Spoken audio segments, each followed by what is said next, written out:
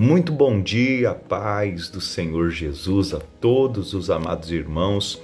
Hoje, dia 30 de setembro de 2022, um dia muito importante para invocarmos o nome do Senhor, para orarmos pela nossa vida, família e também pelo Brasil, que se encontra neste momento de grande conflito por causa de ideologias, partidarismo, que possamos nós, cristãos verdadeiros, pedir a Deus que seja feita a vontade dele em sua soberania, que ele esteja cumprindo o desejo dele, porque para os cristãos verdadeiros o que importa é que seja feita a vontade de Deus. Eu quero convidar você neste dia a orar junto comigo agora, estudar a palavra e também a hoje à noite cultuar conosco neste culto de adoração a Deus,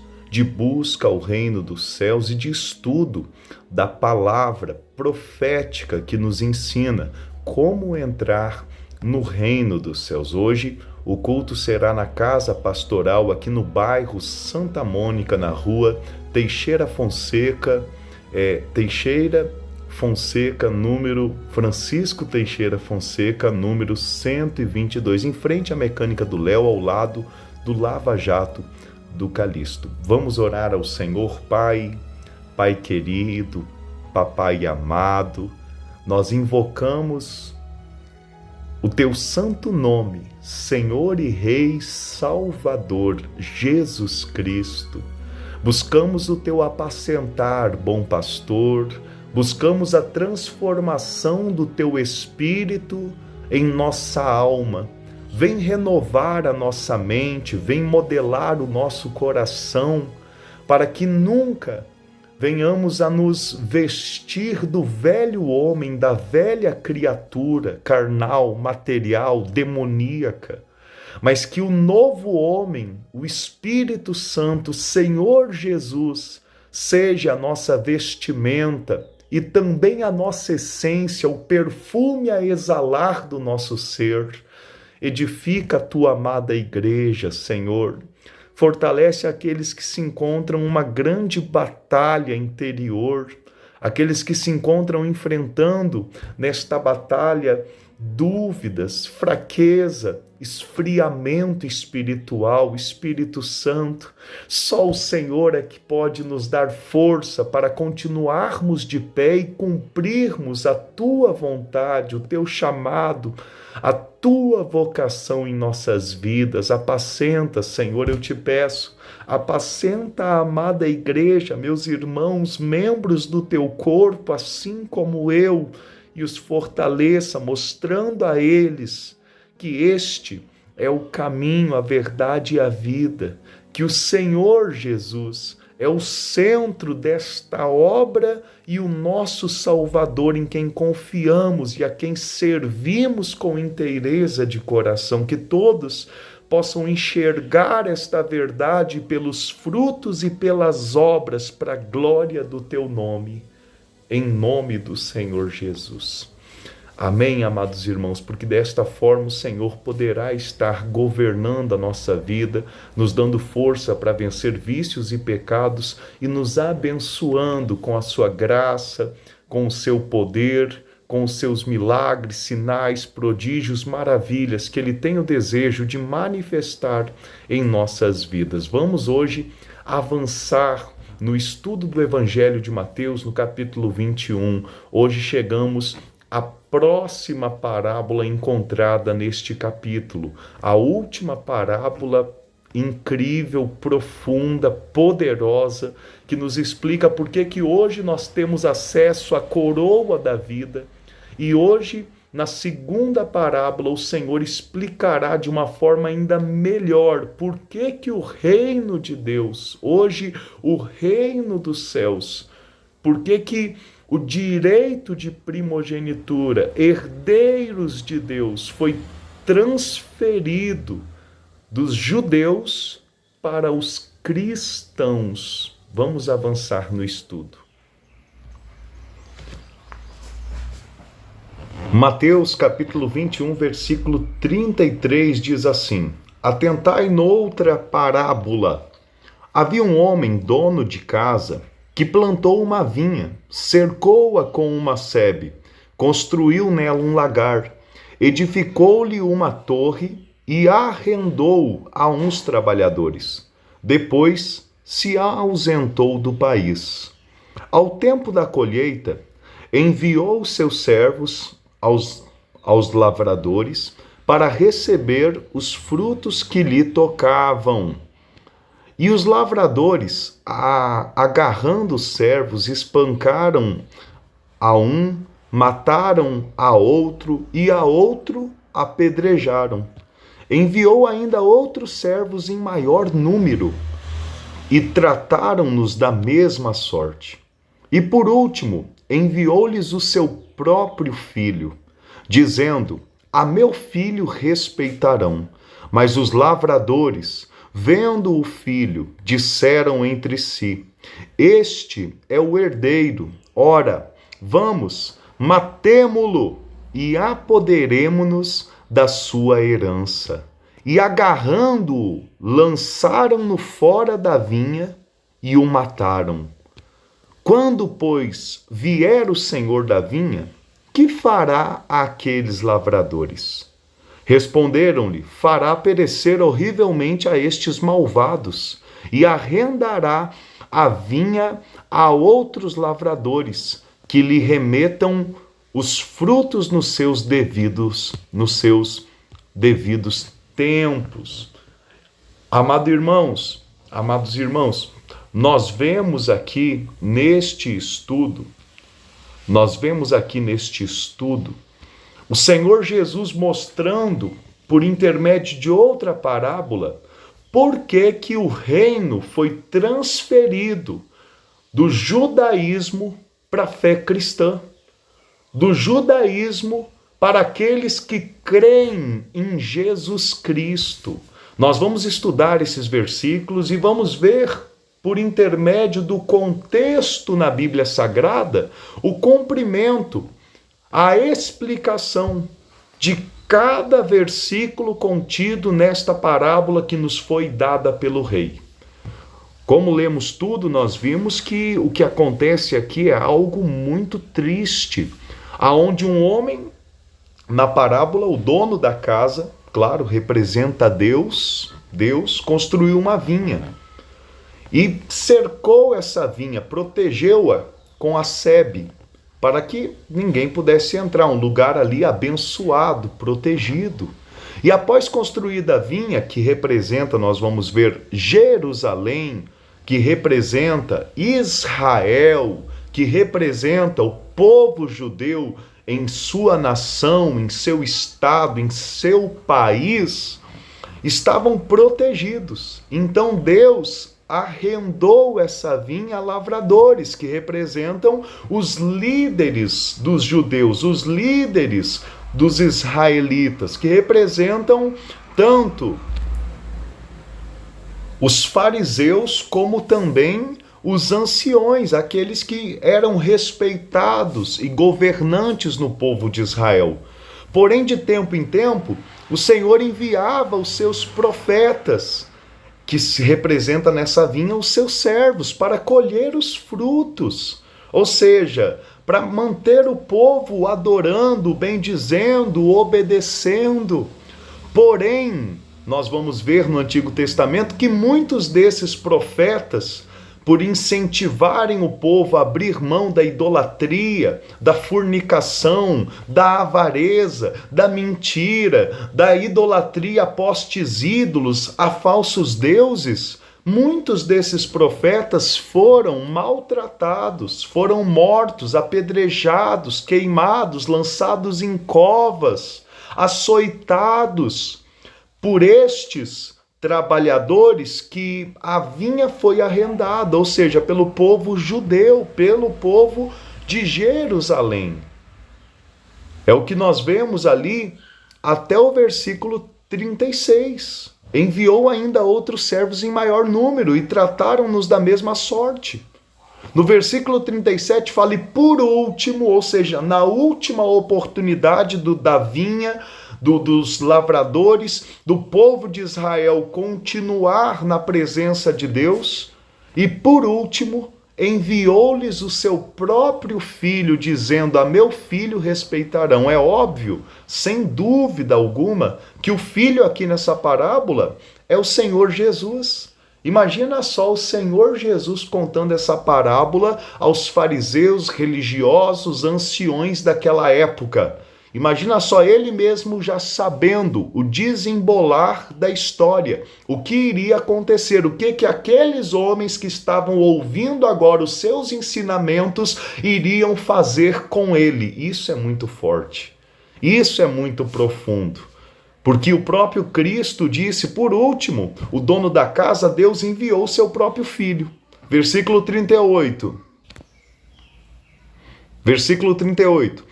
Mas os lavradores, vendo o filho, disseram entre si, este é o herdeiro, ora, vamos, matemo-lo e apoderemo-nos da sua herança.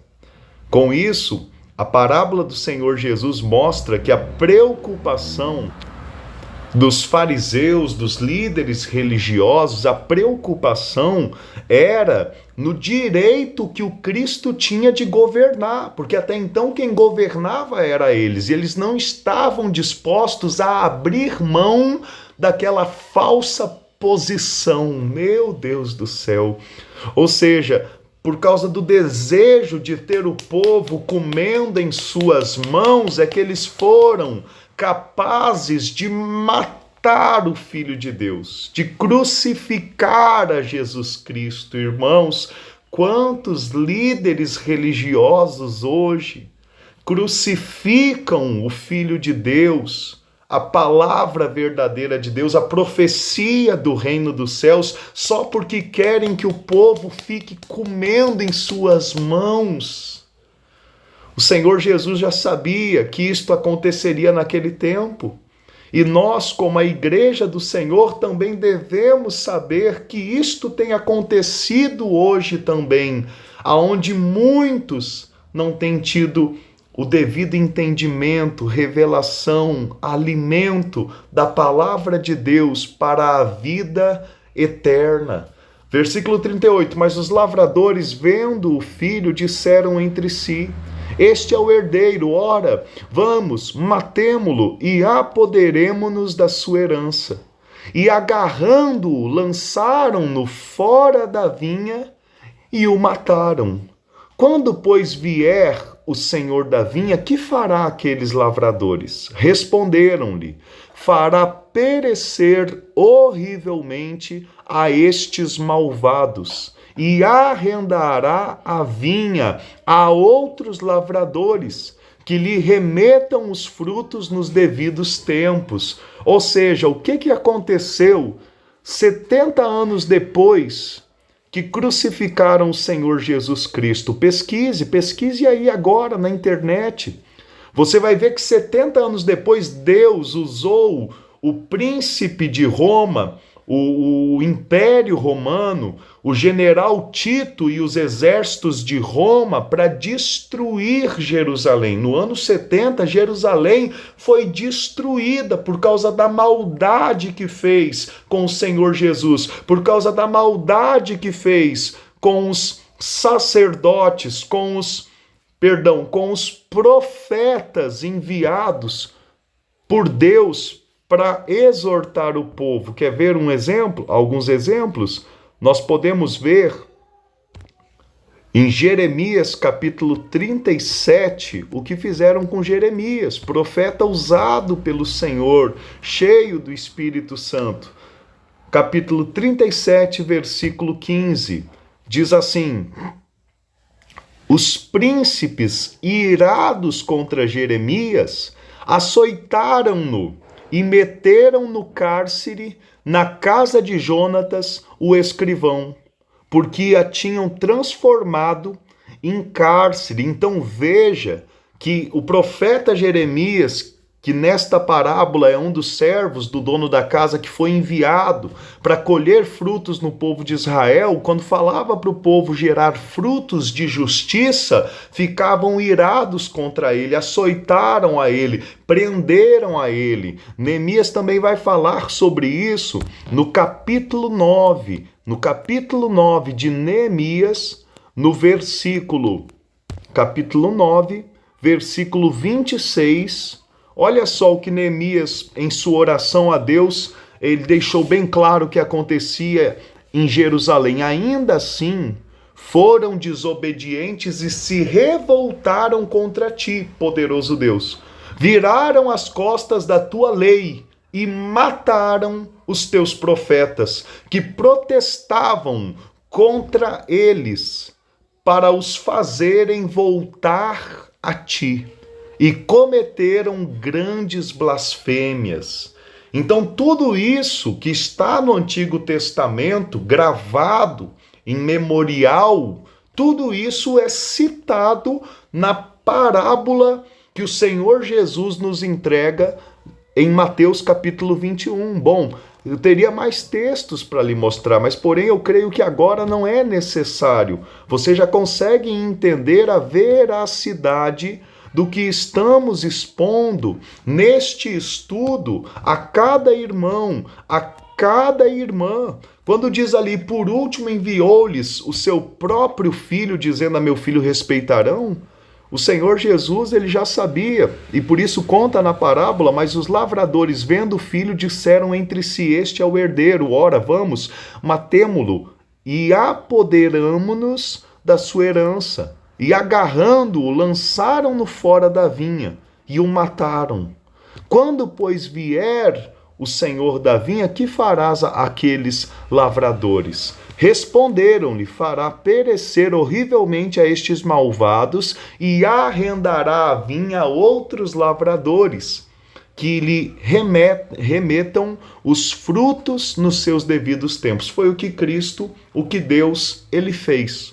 Outra hora, a vinha, o povo de Deus, estava sendo cuidado pelos sacerdotes, pelo judaísmo, por aqueles que diziam guardar a lei, porém só a guardavam de forma exterior, hipócrita, né? Só de aparência exterior. E por isso tudo isto aconteceu. Porém, como está profetizado no versículo 41, Jerusalém foi repreendida, deixou de ser uma nação desde o ano 70 depois de Cristo até o ano 1948, século passado, aonde se cumpre o que está profetizado em Mateus capítulo 24, que fala que a vinha ia voltar a brotar, a florescer, para produzir seus frutos. E isto tudo próximo do fim, da volta do Senhor Jesus e do cumprimento da profecia. Vivemos o tempo do fim, para quem crê na Bíblia Sagrada como eu creio. Tudo isto daqui já aconteceu. Quando diz no finalzinho do versículo 41, e arrendará a vinha a outros lavradores que lhe remetam os frutos nos seus devidos tempos, esses outros lavradores é o que está escrito na carta aos Efésios, no capítulo 4, no versículo 11, diz assim: e ele mesmo concedeu uns para apóstolos, outros para profetas, outros para evangelistas e outros para pastores e mestres, com vista ao aperfeiçoamento dos santos para o desempenho do seu serviço, para a edificação do corpo de Cristo, que é a igreja. Não a igreja como nós fomos ensinados, feito de pedras, de alvenaria. Não. A igreja feita de membros, de homens e mulheres que têm a mesma fé em Cristo Jesus e colocam Ele como cabeça em suas vidas. Então, os outros lavradores são aqueles que são levantados, como está no versículo 11, a apóstolos, a profetas, a evangelistas, a pastores e a mestres, aqueles que recebem o dom, o talento para cuidar, cultivar a lavoura de Deus, edificar o edifício de Deus por intermédio do que receberam de Cristo, não com a força da carne, do intelecto, da aparência, mas por intermédio do Espírito Santo e do dom que Cristo deu do alto. Só assim verdadeiramente os santos são aperfeiçoados no interior e não só de forma exterior, não só de forma artificial, mas orgânica, verdadeira, com vistas ao aperfeiçoamento dos santos, para o desempenho do seu serviço, para a edificação do corpo de Cristo, até que todos cheguemos à unidade da fé e do pleno conhecimento do Filho de Deus, a perfeita varonilidade, à medida da estatura da plenitude de Cristo. Muito forte esse versículo 14, para que não mais sejamos como meninos, agitados de um lado para o outro e levados ao redor por todo o vento de doutrina, pela artimanha dos homens, pela astúcia com que induzem ao erro, mas seguindo a verdade em amor, cresçamos em tudo naquele que é a cabeça, Cristo, de quem todo o corpo, bem ajustado e consolidado pelo auxílio de toda a junta, segundo a justa cooperação de cada parte, efetua o seu próprio aumento para a edificação de si mesmo em amor. Se cada um de nós, segundo o dom que Deus nos dá, estivermos dispostos a servir o cabeça que é Jesus Cristo com a justa cooperação, então haverá edificação.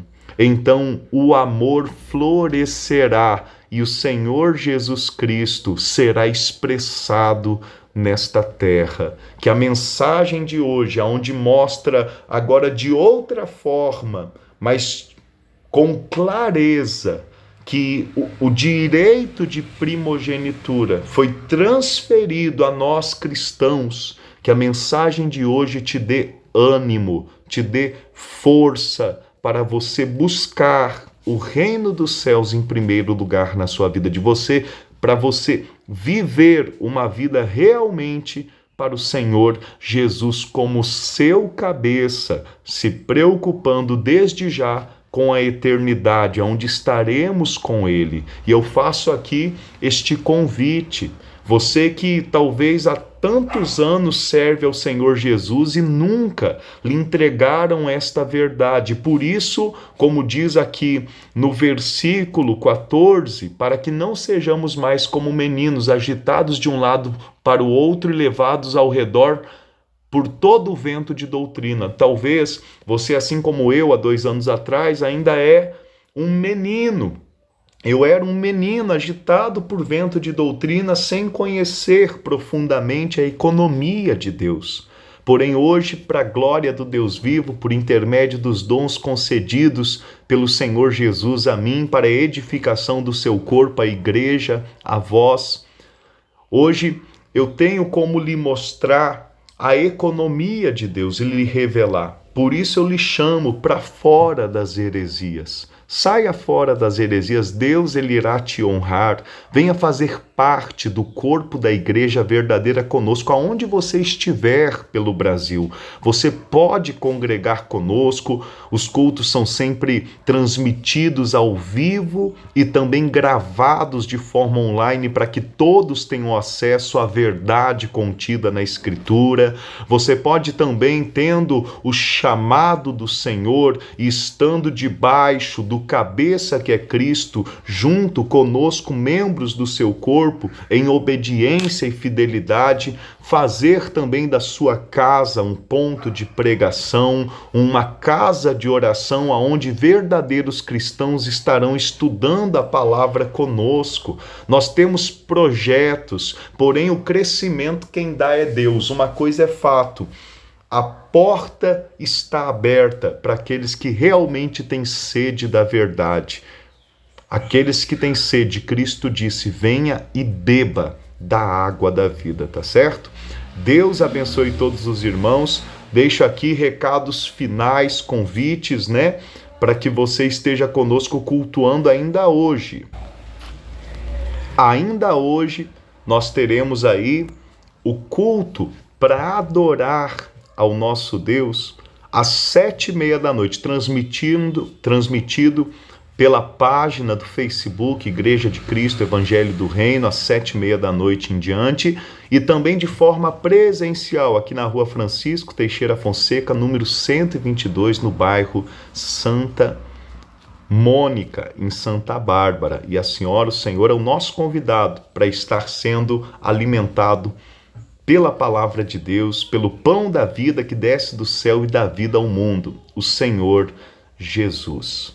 Nós temos também aprendido a necessidade da justa cooperação de cada um para que possamos realmente cumprir cabalmente a obra do nosso Deus. Se você, indiferente da sua cidade, localidade, recebe do Espírito Santo o encargo diferente, contrário dos fariseus, dos sacerdotes da época de Cristo, que só tinham o encargo de querer calá-lo, de querer matá-lo. Se você, diferente destas pessoas, você tem o encargo de ajudar o Senhor Jesus a pregar a palavra por intermédio dos seus servos, dê os seus frutos, faça a sua justa cooperação, faça a sua oferta de amor, de forma voluntária, porque ninguém está preocupado em usar da sua necessidade para tirar o que você tem neste ministério. Não, aqui ninguém está preocupado em tirar de cada ovelha 10% do que recebem, ou então, além dos 10%, ainda ficar mercadejando o evangelho, cobrando votos com ofertas estipuladas. Cristo não fez isso. Nós também não fazemos. Os apóstolos não fizeram. Nós também não fazemos. Mas sim, como Cristo em Lucas capítulo 8 era sustentado por mulheres que haviam sido abençoadas por ele e de forma voluntária e com gratidão honravam a ele com seus bens, assim também é certo que você que tem sido alimentada, esteja disposta a honrar os servos do Senhor com os seus bens segundo aquilo ou aquela prosperidade que Deus tem lhe dado, sabendo que Deus pode fazer-vos abundar em toda graça e que Deus lhe abençoe. Em nome do Senhor Jesus, tá bom? Não sei, às vezes alguém ainda não sabe, né? Mas se você quiser fazer a sua contribuição também pelo Pix, você pode fazer o e-mail aí, ofertaparoreino@gmail.com. Não importa quantia, até porque se tem um fardo de 300 quilos, né? 300 quilos. Vamos colocar aí 1 tonelada e nós tivermos aí com 20 pessoas para carregar aquele fardo de 1 tonelada, então vai ser mais ou menos ali 50 quilos para cada pessoa. Às vezes tem os homens mais fortes que vão conseguir carregar um peso maior, outros um pouco mais fracos, mas vão ajudar carregando um peso menor. Uma coisa é fato, aquele fardo ali vai ser carregado, aquele monte ali vai ser tirado do caminho e a obra de Deus avançará. Tá certo? Deus abençoe. Uma ótima sexta-feira. A paz do Senhor Jesus.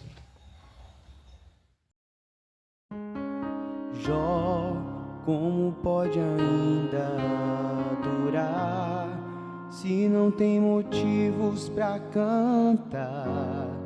Abandona esse Deus e morre.